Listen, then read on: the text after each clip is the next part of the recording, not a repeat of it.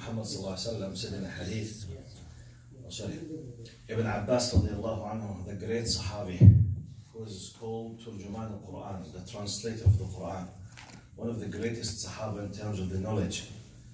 He once was performing al-i'tikaf at the Masjid al-Nabawi after the death of Prophet Muhammad sallallahu alaihi wasallam. Someone came and he whispered something in his ear.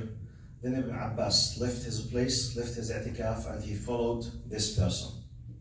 The people in the masjid, they thought that Ibn Abbas forgot that he's in i'tikaf, because one of the basic conditions of i'tikaf that you are not allowed to leave the masjid unless if there's an emergency.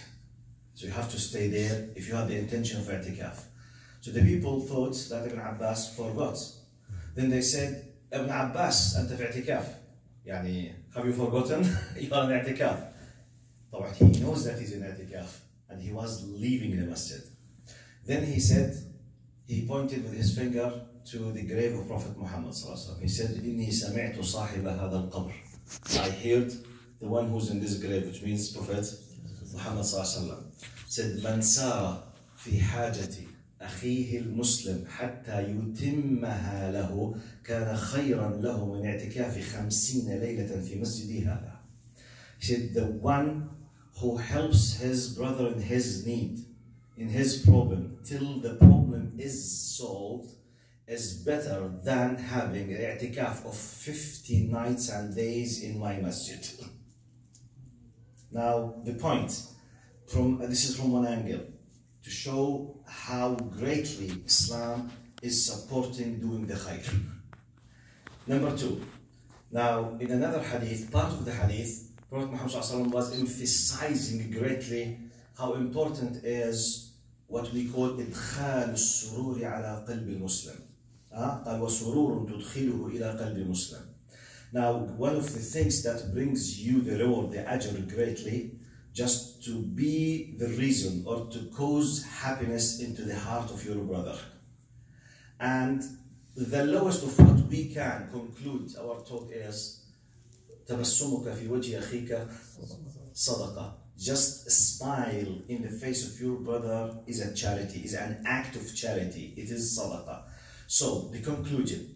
In Islam, now, gaining the ajr with intention needs no great efforts. It needs just pure intention and something very little. It starts from a smile. Because if you smile with the intention of seeking the ajr from Allah in the face of anyone in the street, basically you are gaining rewards, which cost you nothing. Now, above this, قال سرور تدخله. Now, if you have the intention to do something such as a smile, or just asking, imagine yourself coming to the masjid, for example, practical example. You come to the masjid, you saw someone sitting there in the street, and he seems not happy. Regardless, you don't know what's he did. You have the intention, Ya Allah, for your sake, I want just to bring happiness to his heart. Assalamu alaikum, how are you, brother? MashaAllah, you seems nice today. I feel happy when I see you. With the intention of bringing happiness to his heart. Just when you tell him, I feel happy when I see you, inshallah, mashallah, because you are the first sitting here. He will smile. You brought happiness to his heart. You applied one of the great ibadat.